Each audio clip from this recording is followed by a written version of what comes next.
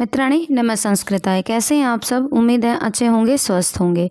Friends, स्वागत है आपका संस्कृत शिक्षा में और मैं हूं बिंदु शर्मा। हम कर रहे हैं संज्ञा प्रकरण की प्रश्नोत्तरी। इसकी 2 कक्षाएं हम पहले कर चुके हैं।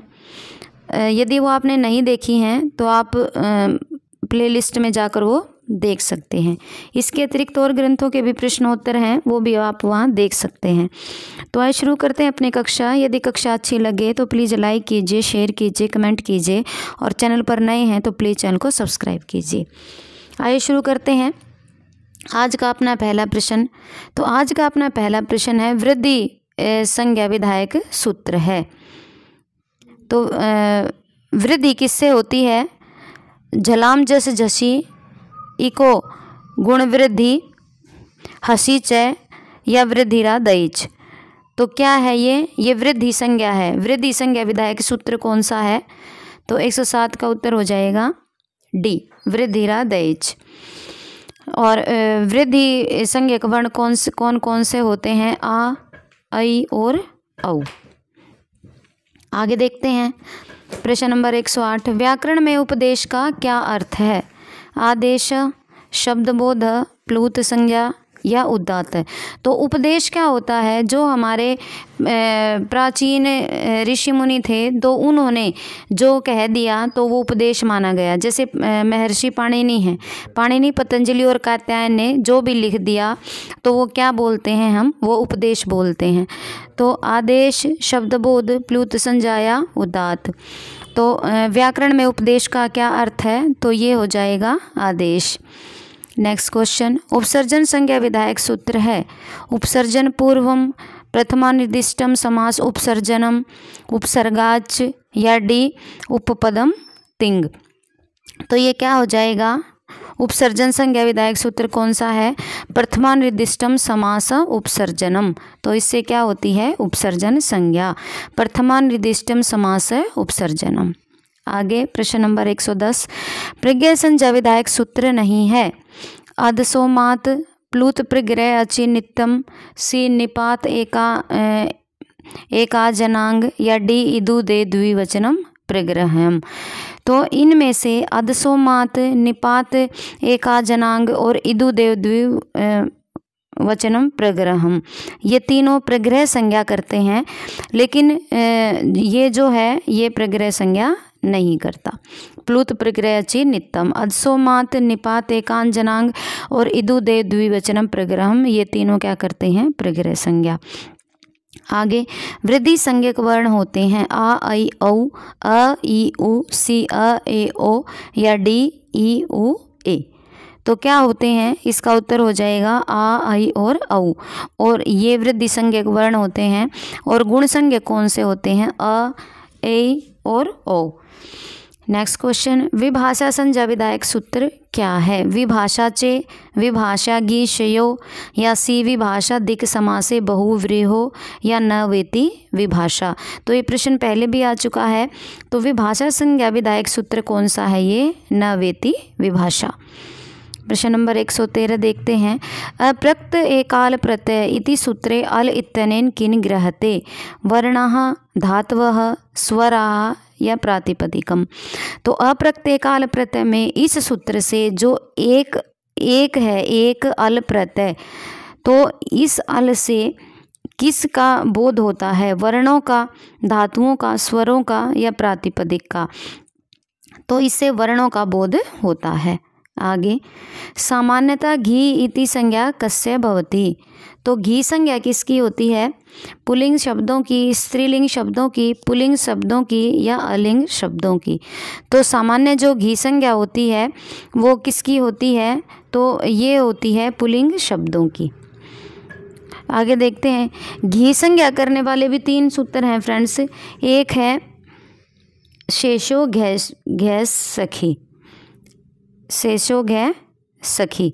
इससे क्या होता है कि जिसकी नदी संज्ञा नहीं होती है उन शब्दों की रस्व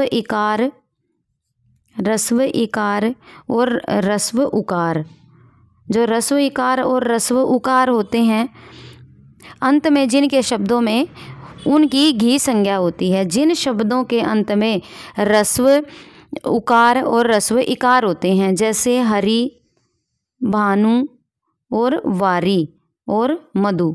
तो इनकी क्या हो जाएगी, इनकी शेषो सखी से घी संज्ञा हो जाएगी। एक घी संज्ञा होती है। जो ये प्रश्न है पति एव समास, पति एव समास, इसका क्या अर्थ है? जो पति शब्द होता है वो पति शब्द जो समास में ही क्या होता है, घी संज्ञक होता है। यदि समास के साथ पति शब्द होगा तो वो क्या हो जाएगा, घी संज्ञक हो जाएगा। जैसे भूपति ही, सीतापति ही, नरपति ही, नराणाम पति, नरपति। तो ये समास के साथ है। तो यदि समास के साथ पति शब्द होगा तो उसकी क्या हो जाएगी, घी संज्ञा हो जाएगी। और एक होता है घी संज्ञक, ये होता है षष्ठी युक्त छंदसी वा, षष्ठी युक्त छंदसी वा। इसमें क्या होता है कि षष्ठांत शब्द से जो युक्त पति शब्द होता है उसकी घी संज्ञा होती है। जैसे क्षेत्रस्य, क्षेत्रस्य पतिना, जिसमें षष्ठी विभक्ति होती है, और दिशाम च पतये, ये दोनों क्या हैं, ये घी संज्ञक शब्द हैं। तो घी संज्ञा किनकी होती है, सामान्यतः पुल्लिंग शब्दों की होती है।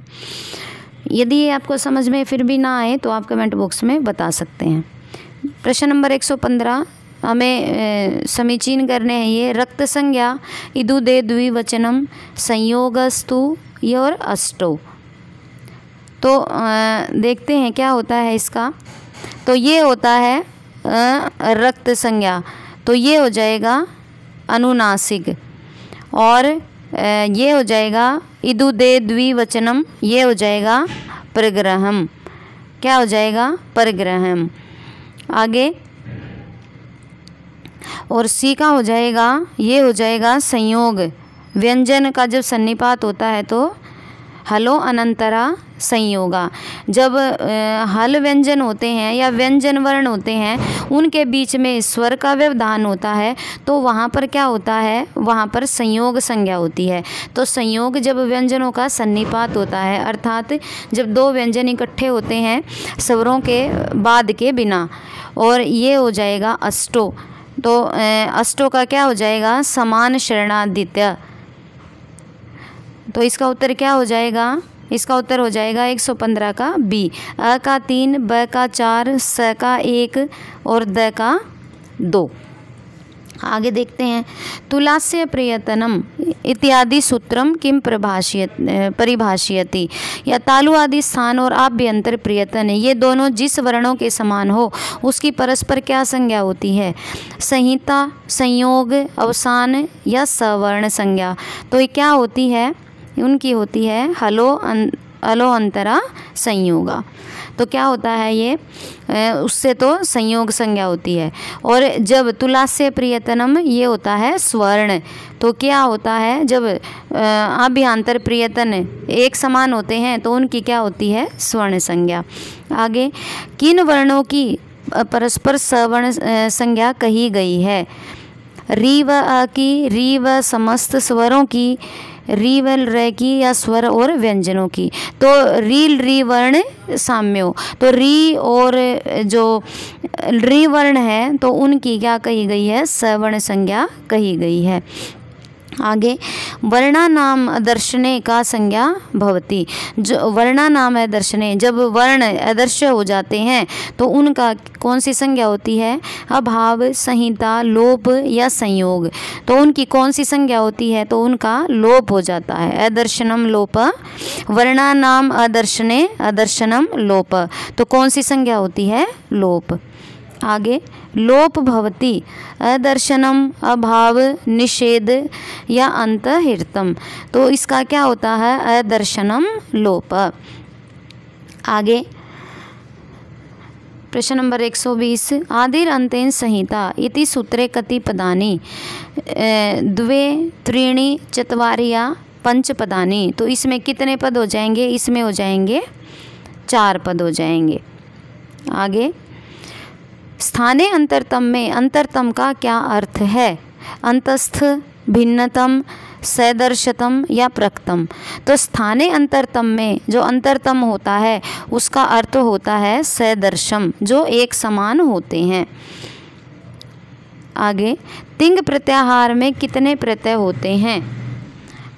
तिंग प्रत्याहार में कितने प्रत्यय होते हैं? 18, 19, 20 या 21। तो ये कितने प्रत्यय होते हैं फ्रेंड्स तिंग प्रत्याहार में? तो इसका उत्तर हो जाएगा, सुप और तिंग 2 प्रकार के प्रत्याहार होते हैं, तो इसका उत्तर हो जाएगा 18 प्रत्यय होते हैं। कितने प्रत्यय होते हैं? 18। ये कौन कौन से होते हैं? आइए देखते हैं। तिंग में 9 तो परस्मयी पद होते हैं। जो तिंग प्रत्यय होते हैं उसमें 9 तो परस्मयी पद होते हैं और 9 कौन से होते हैं? आत्मनेय पद। अब परस्मयी पद हम देख लेते हैं। परस्मयी पद कौन से होते हैं? तिप, तस, झी। तिप, तस, झी, सिप, थस, थ और मिप, वस और मस। फिर देख लेते हैं एक बार कौन कौन से होते हैं। तिप, तस, झी, सिप, थस, थ और मिप, वस, मस। ये कौन से होते हैं? ये 9 परस्मयी पदी होते हैं। 9 परस्मयी पदी होते हैं। और आत्मनेय पद कौन से होते हैं? त, आताम, झ, थास, आथाम और ध्वम, इट, वही और महींग। त, आताम, झ, थास, आताम, ध्वम और इट, वही, महींग। तो 9 ये परस्मयी पद ही हो गए और 9 कौन से हो गए? ये आत्मनेय पदी। तो तिंग प्रत्यय कितने होते हैं कुल? ये होते हैं 18। और सुप प्रत्यय कितने होते हैं? सुप प्रत्यय होते हैं फ्रेंड्स 21। तो ये भी देख लेते हैं साथ साथ कौन से होते हैं।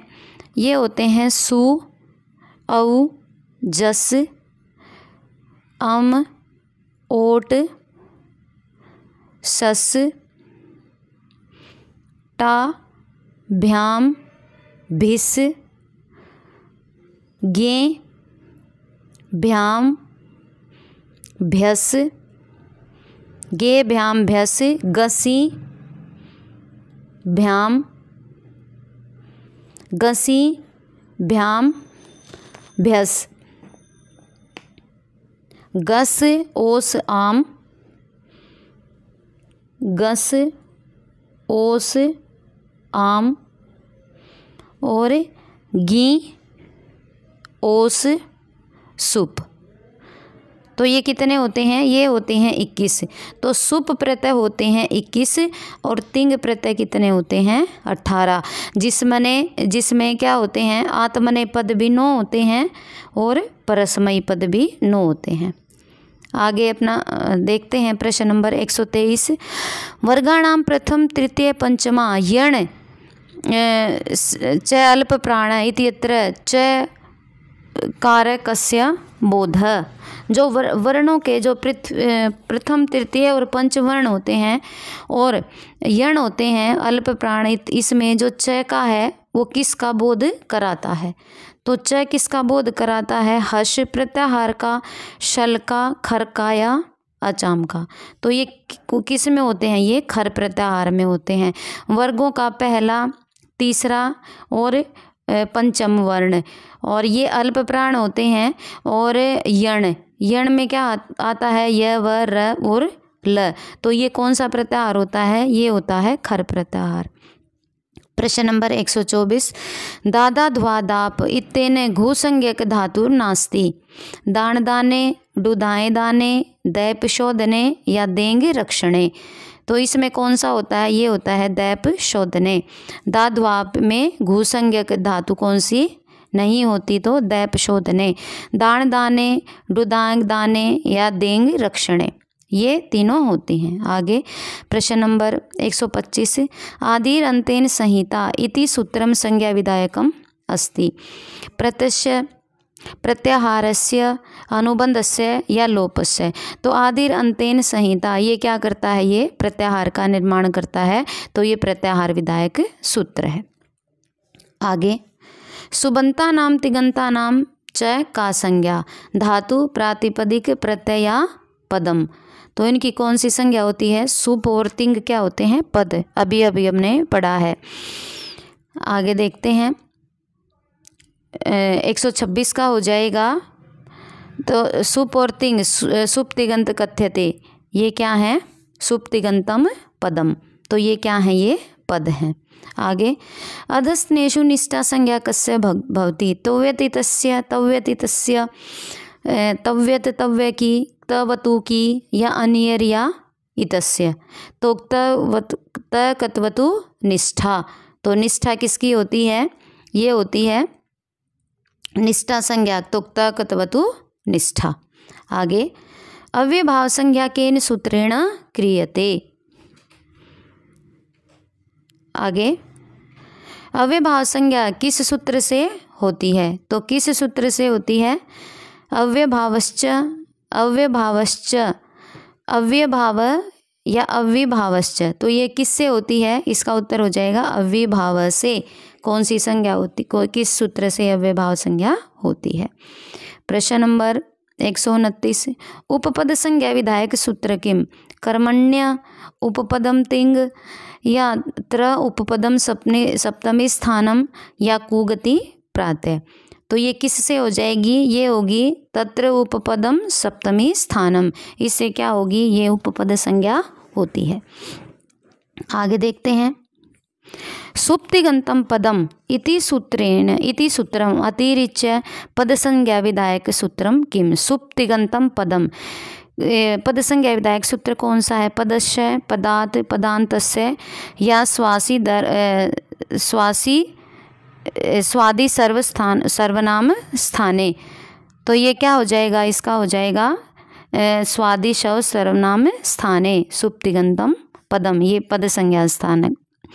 आगे, संस्कृत का क्षेत्र किस सीमा तक विस्तृत था, प्रादेशिक, सार्वदेशिक, मध्य देशीय या क्षेत्रीय। तो ये कहाँ तक था, ये सार्वदेशिक था, संपूर्ण देश में था। एस्टेट 2014 प्रीवियस ईयर है। तालु आदि स्थानों में जो अच ऊपरी भाग में बोला जाता है, तो उसका क्या होता है, उदात्त, अनुदात्त, स्वरित, या इनमें से कोई नहीं। तो ये क्या होता है, ये होता है उच्चई उदात्त और निश्चयी अनुदात्त। तालु आदि स्थानों में जो ऊपरी भाग में बोला जाता है, तो वो क्या होता है, वो होता है उदात्त और निश्चयी अनुदात्त। आगे, तुमुन प्रत्यांत पद की अव्यय संज्ञा करने वाला सूत्र कौन सा है, अव्यय भाव है। देखते हैं, अव्यय भाव है अव्यदाप सुपह, या सीक्त्वा तोसून कसून, या कृन में जंत। तो ये क्या करेगा, तुमुन प्रत्यांत पद की अव्यय संज्ञा करने वाला सूत्र कौन सा है, ये है कृन में जंत है। आगे, गुण संज्ञा करने वाला सूत्र कौन सा है, अचोणितति, वची वस्पयिनी जादीता नाम किति, या कृन में जंत, सार्वधातुक, आर्ध धातुक कयो।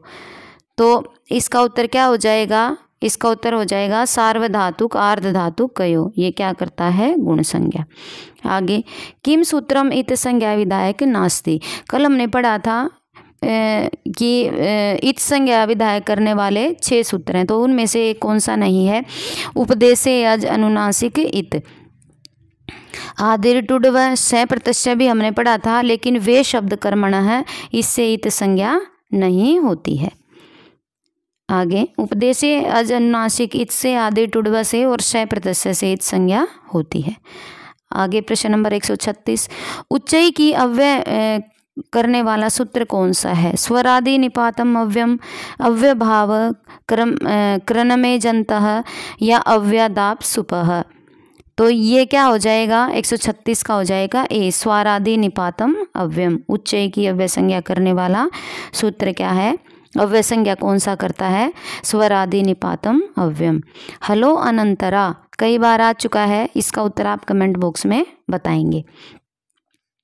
आगे देखते हैं। शक इत्यत्र टी संज्ञा कस्यांशस्य भवति।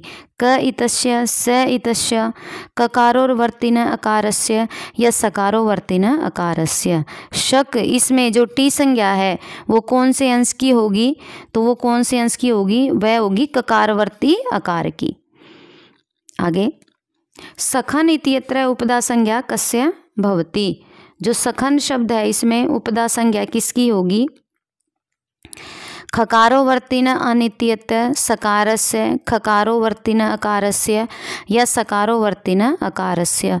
तो ये किसकी होगी? ये होगी खकारोवर्तिन अकारस्य।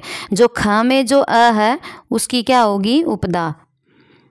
आगे देखते हैं। व का संप्रसारण है ई उ री यल री।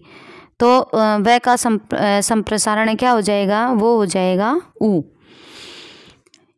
कैसे होगा? ई उ री और री। तो संप्रसारण संज्ञा कैसे होती है? य व र और ल, ये संप्रसारण हो जाएगा। और यदि यह ई में बदल जाएगा, व उ में बदल जाएगा, र री में बदल जाएगा और र ली में बदल जाएगा तो ये कौन सी? ये यण संधि हो जाएगी। और संप्रसारण यण का उल्टा होता है। जब ई उ री री य व र ल में बदलते हैं तो वो संप्रसारण होता है। इनमें सवर्ण हैं ई श आ ह सी री और री या अ और उ। तो ये क्या है? ये री और री क्या है? ये सवर्ण है। आगे देखते हैं। इनमें सवर्ण नहीं होते। ई उ में, अ आ में, रील री में या अ और ई में। तो अ और ई क्या है? ये सवर्ण नहीं है। उ अ आ और रील री ये क्या है? ये सवर्णी है। आगे, वर्ण समाम्नाय कति सूत्राणि। तो ये कितने हैं? ये हैं 14। इनको क्या क्या बोला जाता है? इनको माहेश्वर सूत्र, माहेश्वर सूत्र बोला जाता है, शिव सूत्रम जालम बोला जाता है और वर्ण सामनाय भी बोला जाता है। तो ये कितने हैं? तो 143 का हो जाएगा डी। ये 14 महेश्वर सूत्रों को बोला जाता है। 144 यह सवर्ण है ई उ बी ई ई सी ई उ या डी ए ओ। तो ये कौन सवर्ण हो जाएगा? तो ये ई और ई ये सवर्ण हो जाएंगे। आगे, ए कैसा स्वर है? अर्ध विवृत है, विवृत है, स्पर्श है या संवृत है? तो ये कैसा है? ये विवृत है। सारे स्वर क्या होते हैं? ये विवृत होते हैं। कैसे होते हैं सारे स्वर? विवृत। आगे,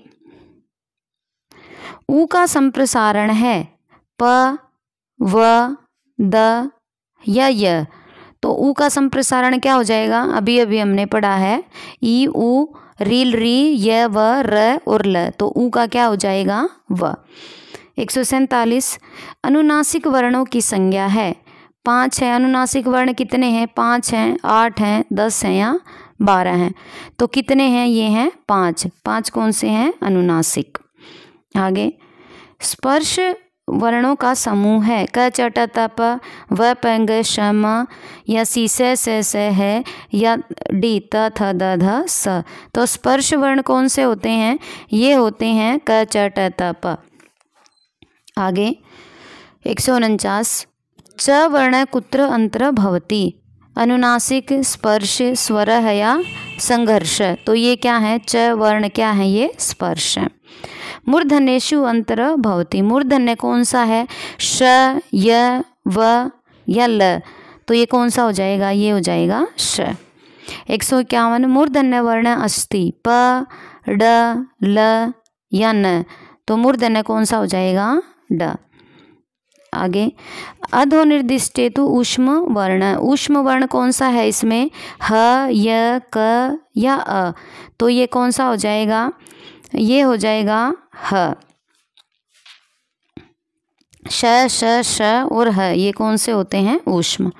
अधोनिर्दिष्टेतु स्पर्शा। स्पर्श कौन सा है? म य ई या व। तो ये कौन सा हो जाएगा? ये हो जाएगा म। और ये बाकी के सारे क्या हैं? ये हैं आगे ये हमें तालिका मिलानी है, स्पर्श, स्वर, जीवामूल्य और जीवामूलम। तो आइए देखते हैं। ये हो जाएगा स्पर्श। तो स्पर्श का क्या हो जाएगा, क वर्ण। जो क चट तप हैं वे सारे क्या होते हैं, वो स्पर्श होते हैं। स्वर क्या होते हैं, स्वरों को क्या बोलते हैं हम, इनको बोलते हैं अच। और जीवामूल्य, जीवामूलम और उष में क्या होते हैं, शल। तो स्पर्श होता है, अ का हो जाएगा 2, ब का हो जाएगा 3, स का हो जाएगा 4 और द का हो जाएगा 1। आगे देखते हैं प्रश्न नंबर 155। य र ल व वर्णा। य र ल व वर्ण कौन से होते हैं, स्पष्ट, अंतस्थ, ईषद स्पर्श या अनुनासिक। तो ये कौन से होते हैं, ये होते हैं अंतस्थ। य व र ल कैसे होते हैं, अंतस्थ। आगे उच्चारणे बाह्य प्रयत्न कतिविध। तो उच्चारण की दृष्टि से बाह्य प्रयत्न कितने होते हैं, 2, 5, 11 या 10। तो ये कितने होते हैं, ये होते हैं 11। बाह्य प्रयत्न कितने होते हैं, 11 और अभ्यंतर प्रयत्न कितने होते हैं, 5। माहेश्वर सूत्र में कौन सा है, चौथा सूत्र कौन सा है, ए औच, बी है या वरट, सी खफ चटत चटतव या हल। तो अयुंग, अयोच, है वरट। तो ये कौन सा सूत्र हो जाएगा, ये हो जाएगा अयोच। आगे देखते हैं। कुल स्वर संख्या है, कुल स्वर संख्या कितनी है। तो संस्कृत व्याकरण के अनुसार स्वर कितने हैं, 9, 6, 7 या 8। तो ये कितने हो जाएंगे, ये होंगे 7। 158 का हो जाएगा 9। देखते हैं 9, 6, 7 या 8। तो ये कितने हो जाएंगे फ्रेंड्स, ये हो जाएंगे 9 स्वर। तो फ्रेंड्स ये थी अपनी आज की कक्षा। उम्मीद है कि आपके लिए बहुत ही बेनिफिशियल रहेगी। तो बाकी के प्रश्न हम कल की कक्षा में करेंगे। तो ये ज़्यादा से ज़्यादा क्लास को शेयर कीजिए, लाइक कीजिए और नए हैं तो प्लीज़ चैनल को सब्सक्राइब कीजिए। तो आज के लिए बस इतना ही। मिलते हैं कल एक नई कक्षा के साथ। तब तक के लिए स्वस्थ रहिए, मस्त रहिए। नमो नमः।